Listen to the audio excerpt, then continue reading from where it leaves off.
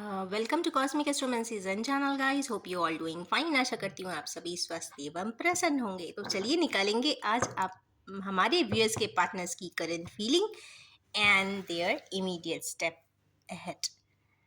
तो सबसे पहले निकालेंगे हम 6 cards and we will keep on clarifying it. आज हम उसे क्लैरिफाई भी करते हुए जाएंगे। ओह नो, सबसे पहला ही कार्ड काफ़ी ट्रबलिंग है। हमारे किन्हीं व्यूअर्स के पार्टनर इस वक्त बहुत अच्छे माइंडसेट में नहीं है।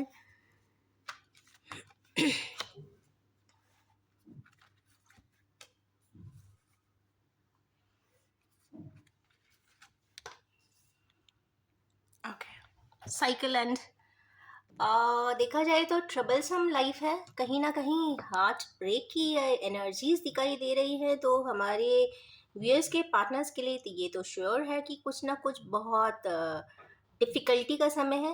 फेजेस बहुत अच्छे नहीं चल रहे हैं, दुख तकलीफ है बहुत ज़्यादा। ऐसा लगता है कि किसी ने तकलीफ या तो दिया है या तो कोई किसी ने चीट किया है, ऐसा उन्हें लगता है। या उनके हाथों से उनका ही कोई बहुत दिल का करीब का इंसान छूट गया है, या तो उन्होंने ही आपको किसी प्रकार से कहते हैं ना जिंदगी से कट शॉर्ट किया होगा। तो उसकी भी एक एनर्जीज हो सकती है। इसको हम क्लैरिफाई जरूर करेंगे। One card clarification we will be taking today. Okay, ये एनर्जीज उस पर्सन की है, ये कंफर्म होती है। मैस्कुलिन एनर्जी आई है तो यस, ऐसा लगता है उन्हें कि उनके पास सब कुछ है, सब कुछ है, सब कुछ है, पर सब कुछ होने के बाद भी कुछ भी नहीं है। कहीं ना कहीं एक पेंटिकल यहाँ दिख रहा है। पेंटिकल्स का किंग होकर हाथ में आज भी वो डिजायर कर रहा है कि मुझे एक खुशियाँ मिल जाए, जो मैं चाहता हूँ मुझे वो मिल जाए। कुछ इस प्रकार की एनर्जी है गाइस। ये तो कंफर्म है कि कहीं ना कहीं ब्रोकन महसूस कर रहे हैं। हो सकता है लग्जरीज बहुत हो, फिनेंशियल अबंडेंस बहुत हो। कल ही कुछ फाइनेंशियल अबंडेंस से रिलेटेड बात उठाया था कार्ड्स ने, आज फिर से वही एनर्जीज रिफ्लेक्ट होकर आई है। तो ये तो कंफर्म है कि मैजिक वैंड भी है, बहुत फाइनेंशियल बैलेंसिंग भी है, अथॉरिटी भी है, रिकॉग्निशन भी है, स्टेटस भी है, सब कुछ है। बट सब कुछ हो के भी कुछ भी नहीं है। स्टार्ट कार्ड्स की रीडिंग इधर से हुई है। चलिए नेक्स्ट कार्ड देखते हैं कि यहाँ पे हमारे व्यूअर्स के पार्टनर्स के कुछ लोगों के जो व्यूज है वो क्या है। तो वो हारमोनियस रहना चाहते हैं, आगे बढ़ना चाहते हैं, और देख रहे हैं कैसे उन्हें आगे बढ़ना चाहिए। देख रहे हैं, देखिए यहाँ पर अगेन वही चीज आई है कि वो स्टेप्स ढूंढ रहे हैं कैसे हम विक्ट्री पाए, कैसे हम आगे की तरफ बढ़े। अगर वो चाहते हैं अपने रिलेशनशिप को बैलेंस करना, रिकंसाइल करना, आगे की तरफ बढ़ना, और या फिर एक प्रोग्रेशन में आना। प्रोग्रेशन में मतलब एक बैलेंस्ड लाइफ के लिए आगे की तरफ बढ़ना, तो उसके लिए विचार करते हुए दिख रहे हैं कि ये सक्सेस, ये विक्ट्री हम कैसे पाएं। तो उसके लिए स्ट्रैटेजी प्लान करते हुए दिखाई दे रहे हैं। नेक्स्ट कार्ड देखते हैं ये क्यों आया है। 9 ऑफ पेंटिकल्स आई है। रीडिंग ऑलरेडी चालू हुई है सोर्ट से। अगेन ये ऐसी स्थिति ज़रूर है हमारे किन्हीं व्यूअर्स के पार्टनर्स की कि उन्हें बहुत दुख तकलीफ तो है।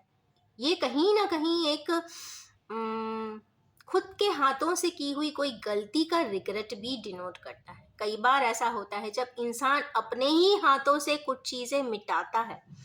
स्लेट पे सपोज बच्चे लिखते हैं, बहुत सुंदर सुंदर ड्राइंग बनाएंगे, हाथों से लिखेंगे, पोएट्री लिखेंगे, सब कुछ लिखेंगे, और अपने हाथों से ही एक दिन उसको मिटा भी देंगे। कुछ इस प्रकार की एनर्जी है गाइस। बहुत दुखी है, अपनी ही की हुई चीज़ों को लेकर रिग्रेट करते हुए दिख रहे हैं। ये तो कंफर्म बात है कि रिग्रेट आया है, इसका मतलब ये नहीं है कि इसमें जो सबसे ज़्यादा कहते हैं ना इस डैमेज को किसी और ने जिया है। शायद ये एहसास उनको आज हुआ होगा, ऐसा कुछ एनर्जी शो कर रही है। And let's clarify it to.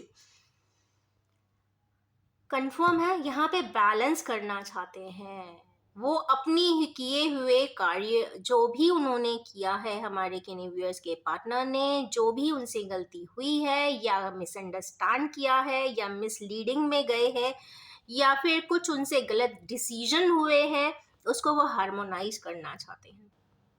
ये तो वो समझ में आ रहा है कि पैसे से, स्टेटस सिंबल से, फिनेंस से आप किसी के इमोशंस के साथ किए हुए डैमेज को कवर अप नहीं कर सकते। आप चैरिटी से कर सकते हैं, तो चैरिटी करते हुए दिख रहे हैं। देखिए गाइस, एक चीज बहुत कंफर्म है, जब हम ऊपर वाले से मांगते हैं, एक दो ही तरीके होते हैं जो हम ऊपर वाले से, डिवाइन से अपनी बात रखें।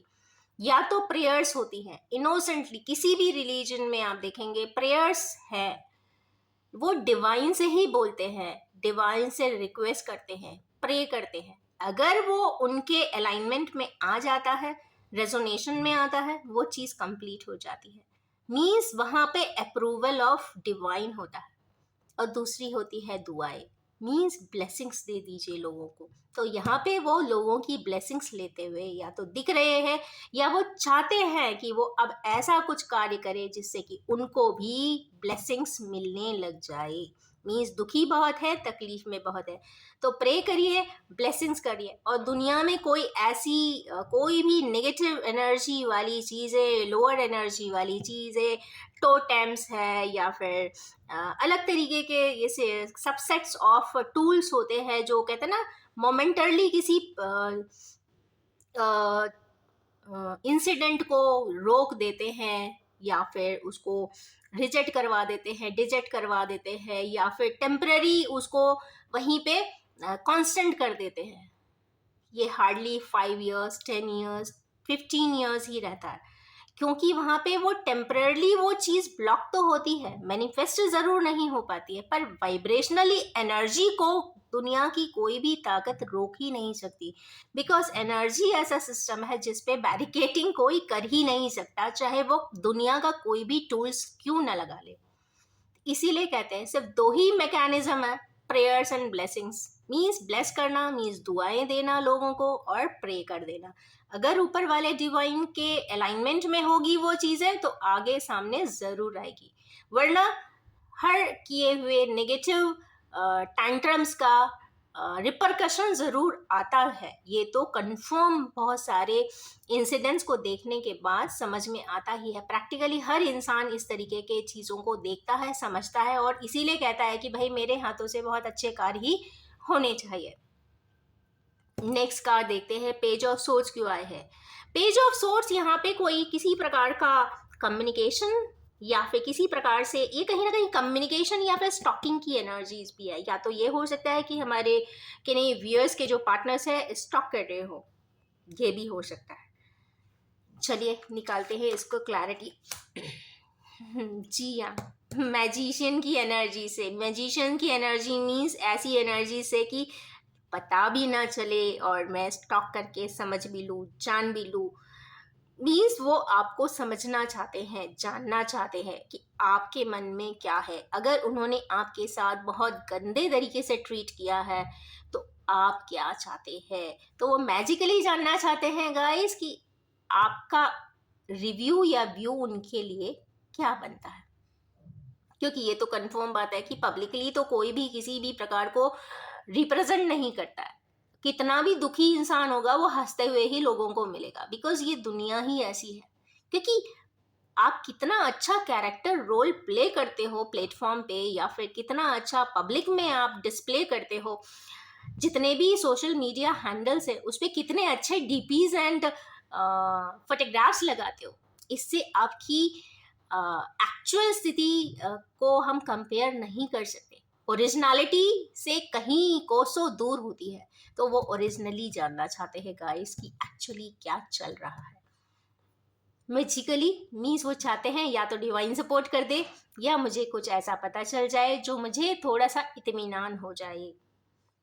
नेक्स्ट है सॉरी गाइस, हैंगमैन। हैंगमैन की एनर्जीज जब भी आती है गाइस, तो ऐसा लगता है कि वो अटके हुए हैं। चाहते तो है कि वर्ल्ड की एनर्जी में आ जाए, सारी दुनिया फ्लिप हो जाए, बदल जाए, पर हैंगमैन की जब एनर्जी आती है तो कहीं ना कहीं वो स्टक महसूस कर रहे हैं।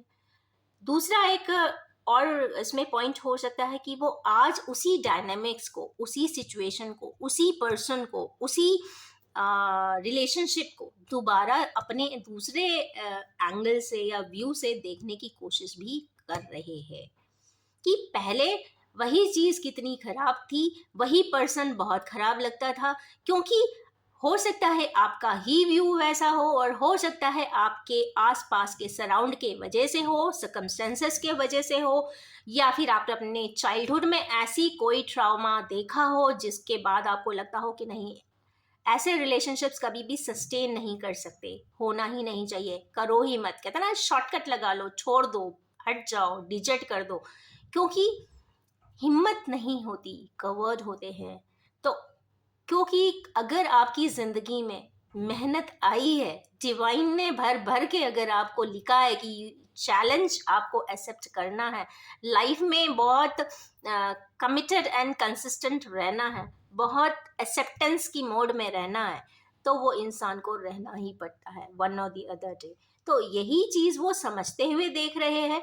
तो यही वजह है कि हैंगमैन की एनर्जीज आई है, नेप्चुनल एनर्जीज आई है, और नेप्चुनल एनर्जीज जब आ जाती है गाइस, तो कहीं ना कहीं न्यूट्रलिटी भर भर के आती है, डेप्थ आती है, डीप थॉट प्रोसेस भी आता है, और कहीं ना कहीं वो परिस्थितियों को एक दूसरे एंगल से, व्यू से भी समझने की पूर्णतया कोशिश करते हैं, या फिर ये कह लीजिए कि दूसरे पार्टनर के बारे में भी, या कह सकते हैं कि दूसरे पार्टनर की जगह पे खड़े होकर भी कहते हैं ना, अपने उस सिनारियो को, इंसिडेंट को रिवैल्यूएट करने की कोशिश करते हैं। इसको और क्लैरिफाई करेंगे उसके बाद। एस ऑफ वैंड्स आया है, इनिशिएटिव तो लेना चाहते हैं गाइस, और वो ये भी समझ रहे हैं कि जो वो रिलेशनशिप था या फिर आया था या जो भी इंसिडेंट था वो डिवाइनली गाइडेड था, जिसको उनके हाथों से मिस ट्रीटमेंट मिला है। क्योंकि टाइम को आप कभी भी कवर अप नहीं कर सकते। दुनिया की कोई भी चीज़, अगर आपने किसी को लंबे समय तक बहुत तकलीफ दिया है, तो उसको आप दुनिया की किसी भी चीज़ों से, लग्जरी से, कंफर्ट से कभी भी कंपेयर नहीं कर सकते। ना ही आप उसको, कहते हैं ना कि उसको बैलेंस कर दें, बहुत आसानी से नहीं हो सकता। हाँ, एक चीज़ से हो सकता है, commitment and depth of love. अगर आप अपनी चीज़ों को एक सरेंडरेंस मोड पे जाके एक्सेप्ट करते हैं और सामने वाले को लग जाए कि you are true, then definitely changes possible है।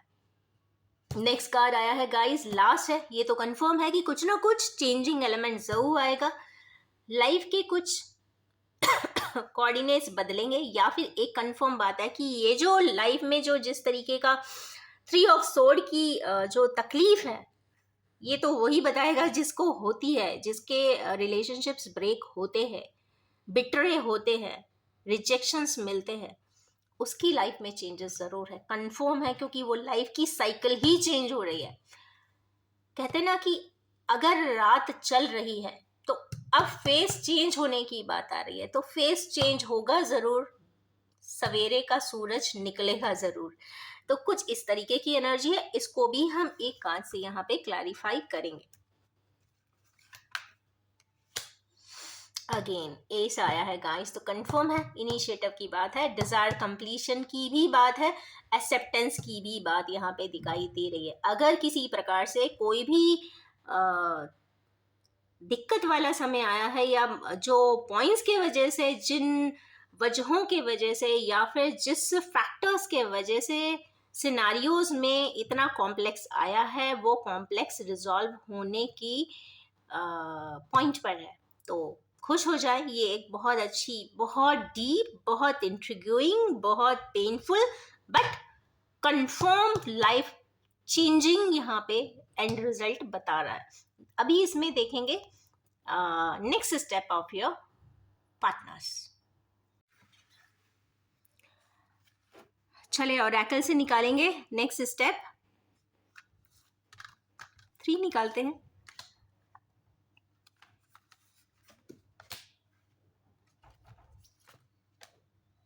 चले गुड, जो चाहिए था वो इसमें आ चुका है, 5, 6 एंड 9। और यहाँ पे जो अगर देखें तो यहाँ पे भी नाइट ऑफ कप्स है, ये बॉटम ऑफ द डेक है। कहीं ना कहीं अच्छी ही एनर्जीज शो कर रही है। सबसे पहला कार्ड आया है कॉन्फ्लिक्ट एंड डिफीट। तो ऐसे पर्सन्स यहाँ पे आप बहुत अच्छे से देखें कि जो भी व्यूअर्स हैं उनके पार्टनर्स इस वक्त जो सोच रहे हैं, कहीं ना कहीं अपने आप को डिफीटेड भी महसूस कर रहे हैं, अपने आप को कॉन्फ्लिक्टेड महसूस ज़रूर कर रहे हैं, पर रिटर्न होकर आना पड़ रहा है। सीढ़ियाँ चढ़ते चढ़ते उतरने की तरफ है, क्योंकि वो कैंडल आज भी चल रही है। इसका मतलब है changes are there, they will understand the situations. अगर किसी भी प्रकार से आपकी लाइफ में, रिलेशनशिप्स में, मैरिड लाइफ में, या किसी भी तरीके के रिलेशनशिप पे जिस भी पॉइंट ऑफ व्यू से आप इस रीडिंग तक आए हैं, तो वहाँ पे रिसाइकल बैक की कुछ सिनारियोज दिख रहे हैं, समझदारी के कुछ सिंबल्स भी दिख रहे हैं, और कहीं ना कहीं वो स्पार्क, कहीं ना कहीं वो लाइट या वो रेडियंस के लिए पीछे की तरफ आ रहे हैं। मीन्स समझने की कंफर्म कोशिश होगी, क्योंकि 5 नंबर का कार्ड है, कहीं ना कहीं ये सिचुएशंस को इंटैक्ट जरूर करेगा।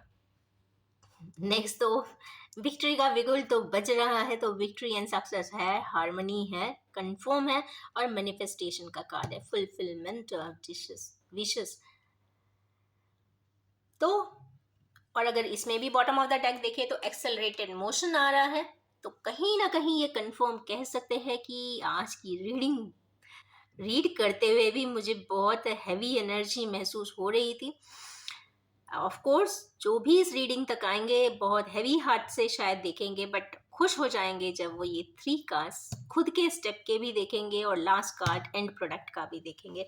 तो लाइफ चेंजिंग है, पाथ चेंजिंग है, एक पूरा फेज कंप्लीट हो रहा है, न्यू फेजेस की तरफ जाने की एक बात भी हो रही है, रिसाइकल बैक भी चीज़ें हो सकती है, और कहीं ना कहीं न्यू इनिंग्स की बात यहाँ पे दिखाई दे रही है। अब ये भी हो सकता है कि ये न्यू रिलेशनशिप के लिए बात हो सकता है ये किसी ना किसी बिट्रेयल से निकलने की बात हो सकता है रिकंसाइलेशन की बात हो सकता है एक रिलेशनशिप को क्लोजर दे के जो जेन्युइन पार्टनर है उसकी तरफ जाने की बात हो।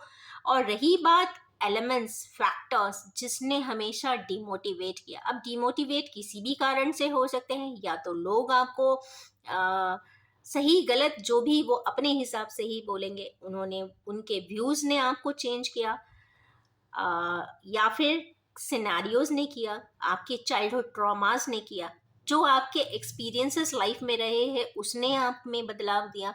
तो जो सीरीज ऑफ थिंग्स है, XYZ जो भी फैक्टर्स है, कहीं ना कहीं यहाँ पे आपकी अंडरस्टैंडिंग पे डिपेंड करता है, आप कितने अच्छे रिफ्लेक्स से चीज़ें देखते हो। इसमें दोनों ही पार्टनर्स की इनर वर्क बहुत काम करेगी। अगर हमारे व्यूअर्स अपनी जगह पे बहुत जेन्युइन है, बहुत सिंपल है, हार्टफुलनेस है, एक ब्लिसफुलनेस है, स्पिरिचुअल एंगल्स हैं, और कहीं ना कहीं प्यार भी है, जेन्युइन लव है, ट्रू लव जिसे कह सकते हैं, तो ऑफ कोर्स मान के चले कि आपके पार्टनर में हो सकता है बिट्रे भी किया हो एक दिन, पर कहीं ना कहीं आज के दिन उनको अपनी किए हुए जो भी वाइब्रेशंस उस समय पे रहे हैं उसके लिए दुख भी है, तकलीफ भी है, और उसको वो चेंज भी करना चाहते हैं। तो अब it's over now, I would like to end this reading. अगर आप भी इस ब्यूटीफुल सी एनर्जी से रेजोनेट करना चाहते हैं तो do like, share and comment on the video, and wish you all have a most happiest time ahead always. Thank you so much.